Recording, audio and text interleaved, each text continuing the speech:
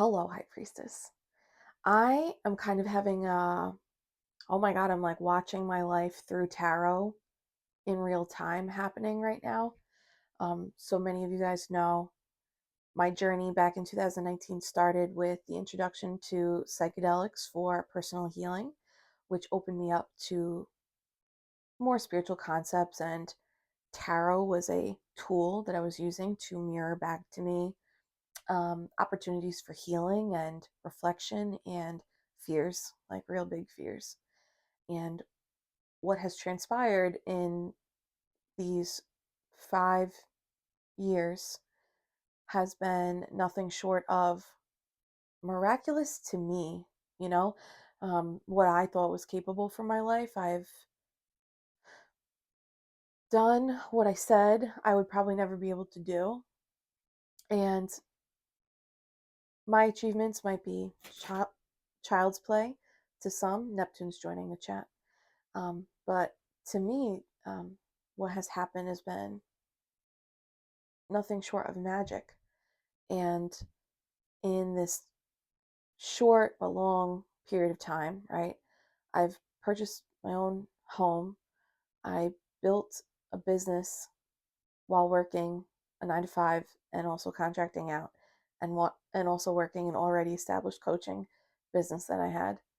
And I was able to release all of that at some point and go all in on High Priestess Healing and launch a YouTube channel, which blew up. Didn't see that coming. I thought meditation and Reiki and eventually healing retreats was going to be my jam. And the universe was like, we're gonna have you go this way. um, and my channel, thanks to you guys, exploded. And from the channel came courses and on tarot, on meditation, on healing. And from the courses came Tarot Academy, and from Tarot Academy came our online community and more. There's more in the pipeline, and I'm so excited to continue creating and helping people find their own pathways and create whatever it is they want and find out more about themselves the way they feel called to, whether that's tarot or journaling or meditation or mediumship or working out, healing relationships. And what I've noticed is, in tarot, specifically the Kabbalah, there is an order. In all disorder, there's order. In all chaos is the cosmos, right? In the elements in tarot, the order in which they occur, we always say the pentacles are the last. You're going to see the pentacles last. It's all these other spaces that come first. But today I was like, what is the actual order though? I was like, I had a kind of an idea, but I was like, what is it? Confirmed via, can't say her name, but it's fire first, which makes sense, right? Because it's inspiration. It's that Kundalini rising. It's that strike of lightning of like, I have to go do this thing. Can't explain why, but I got to go do this thing. It's a calling.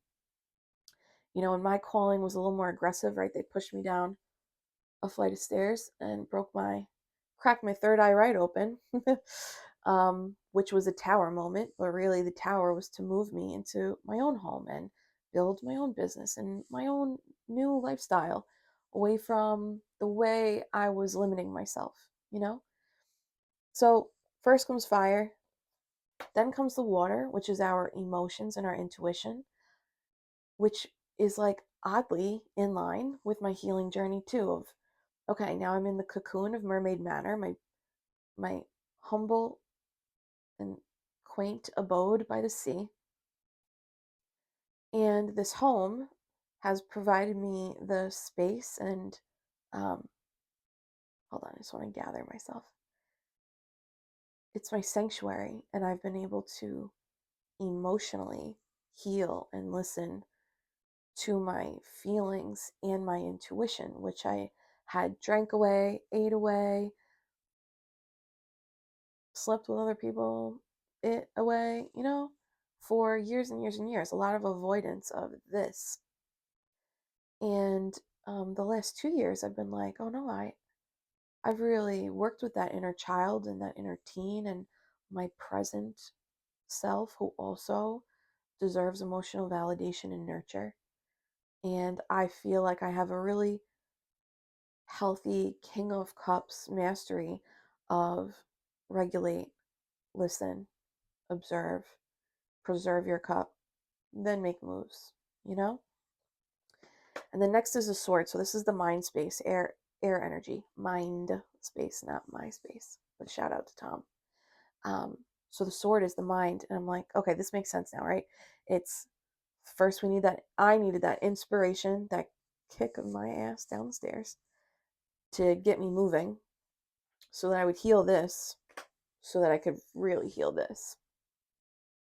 The mind, it's animalistic and it needs a trainer. And this is where our spiritual awareness that we are souls having a human experience comes into play as a tool. And this is where we get to tell the mind, no, that's not true. And no, we're not doing that today. And no, we're going to rewrite this script. This is an old story. This is an old pattern. There's an old paradigm. This isn't true. Facing limiting beliefs, facing the harsh inner critic, and facing mindsets of complacency, right? And it is in the mastery of the mind through boundaries with others and self, that this can become our greatest tool. The mind is not who I am. The mind is a tool that my soul agreed to inherit, to experience this sentient 3D earthly life experience this go around. God knows how many times we've done this, right? And then the last is the Pentacles. And it's so crazy because this is, a lot of times we see this and we're like, ooh, money, honey, it's coming. That's true. It's 3D though. It's just 3D material resources. So it's finances, it's career, it's house, home, car. It's also, it's luxury. It's your body. And I'm having a, holy shit, like my High Priestess healing experience accidentally followed this order. I'm embarking upon what feels like a little bit of like a graduation senior year experience of like, oh, I'm actually like, I'm in this now. I'm enjoying going to the gym and playing. I'm like pushing weight around like I did 10 years ago, which feels so good. CrossFit showed me how to move weight, form, rest, how to, not program for myself. I'm like not that skilled, but like I basically copy and paste of like what we used to do for weight training and applying this sword energy, which is so hard,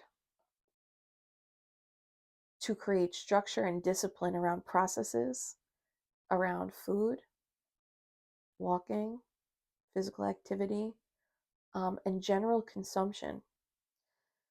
So you're witnessing me now embark in this pentacle journey of nourishing the body and using the mind as a tool to do it.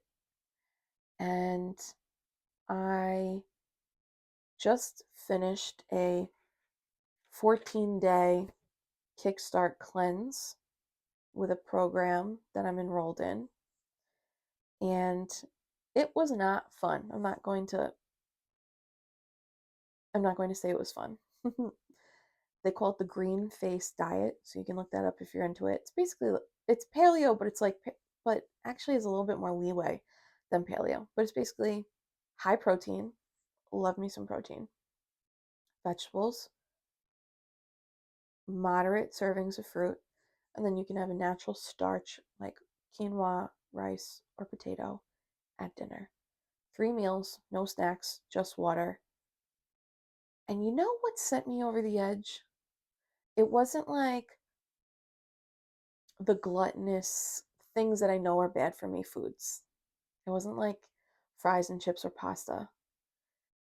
What fucked me up was not being able to look forward to my coffee with a half a tablespoon of cream and a tablespoon of honey in the morning.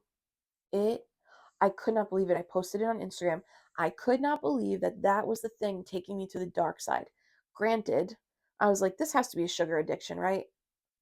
And like, I say sugar, like, not that I'm addicted to honey, but that like there was so much other sugar in the foods that I was like not paying attention to that I was consuming because the level of irritability. I said out loud 3 days in a row, I'm not that healed because I was like raging.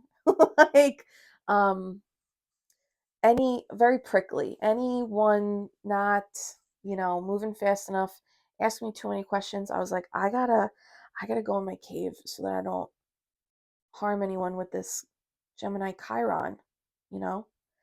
Um, I'm being like a little playful, but kind of serious. So I had to be like, you have to go work out before you talk to people. You have to go for a walk before you talk to people. And that helped. And it was interesting to see like, oh, we know that there's a mood boost in physical activity, specifically walking outside. We all know that. But to watch the 180 of like, I'm gonna lose my shit to, oh, I really just, I needed to get outside. I needed to eat protein. I need to drink water and sleep.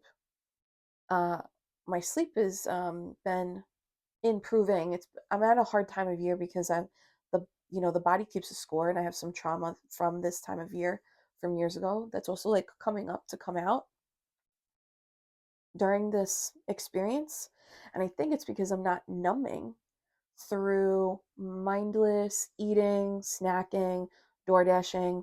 It's so easy to just order whatever you want from DoorDash. Like, I have a little bit of a, what people would say, like a bachelor lifestyle. I have that, but it's a bachelorette. But it's the food shift. It's interesting because the cravings for things aren't really there as much as I can't have my coffee, my cream, and my honey. That was like really effing me up. I was having headaches. I like just stopped drinking coffee. I was like, I don't want to drink coffee black. So I was drinking herbal tea, and then I was getting headaches, and I was like, I don't know if this is a headache from not having coffee or not having the sugar, but we got to nix this. So I did convert to drinking black coffee. And then by the end of that 14-day cleanse, the black coffee, I was like, oh, this isn't so bad, you know? And immediately after the 14 days were over, the next morning, I was like, you did it. Have your half a tablespoon of heavy cream and your tablespoon of honey. And I did. And you know what happened? I sipped it and I went, why does this taste different? It doesn't taste the same.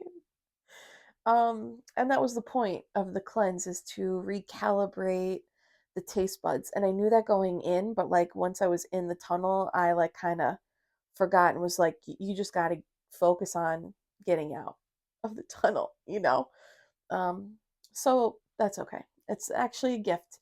And something else I noticed with the taste bud shift was the sugar cravings. It's weird because I was like, it was specifically targeted at the coffee, not like Carvel or ice cream at night. But I would have I think it's like a quarter cup. Yeah, a quarter cup of raisins, which is the serving size. I'd have a quarter cup of raisins at night. I like figured it out. And that's also like showing me addict energy. I was like, oh my God, I gotta find a way. But towards the in the second week of the cleanse, there was one night where I was eating the raisins and I had like a wave of guilt. And the wave of guilt was as if I broke the cleanse, as if I cheated on it. And I had to be like, no, no, no, no, no. You're allowed to have a serving of fruit. You're allowed to have this serving of fruit. This isn't a cheat. But it's so weird. It tasted so candy-ish that I had like I'm cheating on this cleanse that I just worked so hard on. And this happened once before, same thing, when I went to Arrhythmia in Costa Rica for ayahuasca. We had to cleanse, same thing, 2 weeks before we went, or like, yeah, 10 days before we went. And while you're there, you eat completely organic. It is, they cook everything, it's completely organic. Fruit started tasting like candy. And I remember being like, oh my God, we cracked a code here. This is amazing. And then, of course, you come back to your regular life. And if you don't keep that up, you lose it. Anyway, all that to say, raisins still taste like candy. The honey and cream in my coffee is not the same. So I might just, I don't know what I'm going to do with that. But I'm proud of myself that I did it. It was so fucking hard. But it was so hard. I'm not gonna lie. I didn't like it. I don't like it, but I see value in it, and I'm proud of myself that I did it. I understand why it's programmed into this program. I look up to and admire the program designer. I might share at some point. Right now, I'm just gonna like keep this little private for me and the crew that I'm doing this with. They know, and the other noticing I found is how emotional, I know eating is emotional for me, but it was emotional avoidance with a little bit of comfort. So emotional avoidance, like let me let me make thinking about food the thing I'm thinking about, so I'm not processing all the other things that need to be processed. And then that comfort aspect is like there are certain foods that I'd have at night that I realized in this time where I couldn't have them.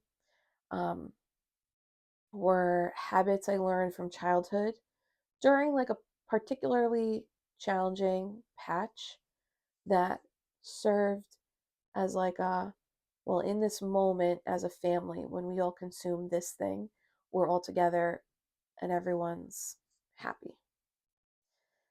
Oh, even saying that makes me like a little sad. Um, and just that recognition alone is feels like a little bit of a gift because it has been acknowledged, you know, and that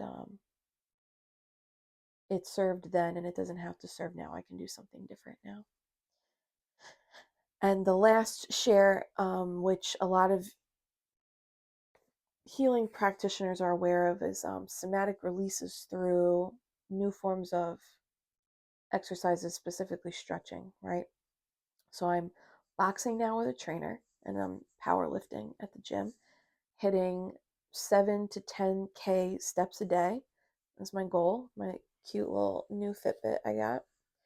And 3 times now I've stretched pigeon pose for my yogis out there after a heavy lift or boxing.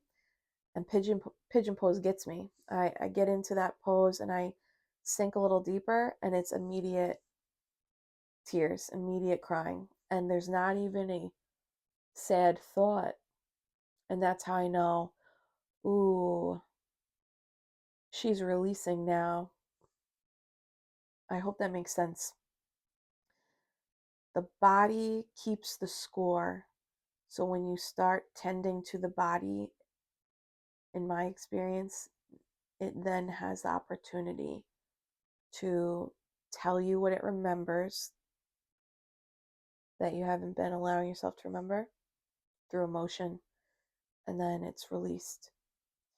I have to stop crying at the gym though. we gotta find a workaround or like put sunglasses on or something. I have to stop crying everywhere I go. But at the gym, I'm like, we can't be crying in the boxing room. This is too much. Um, I feel very motivated. I love the masterminds associated with this program and being able to experience community also doing this together. It is such a vulnerable and authentic expression of your insides to let people witness you in something that you have not mastered, you are not good at, and you are currently learning. And I applaud everyone who's doing that in any way, shape, or form in your life. And I'm so excited to be doing something like this with others like me, but so different. Everyone's so different. But the likeness is we're doing this and we're business owners. And I think that's so beautiful. And oh, yeah, because now I want to cry again. And I'm so excited that I get to create something like this for me and to allow others to witness this particular high priestess healing experience. And it is through the journey of the subconscious that all is really healed. Once a fucking again, we're here. And I feel like I'm at the starting line all over again. But I also feel like, oh, this is the, it's not the last thing, but of this particular chapter of my spiritual awakening, this is the Pentacle chapter, which is the last element. And I'm so excited to endure the suck and witness the growth and play. And I want to thank you for witnessing me in all of that. You are the high priestess, baby. If you are on a similar journey, I would love to hear what your experience is below, or if you've already journeyed through something like this. I will take any friggin' tips and tricks you got, baby. Love you. Mean it.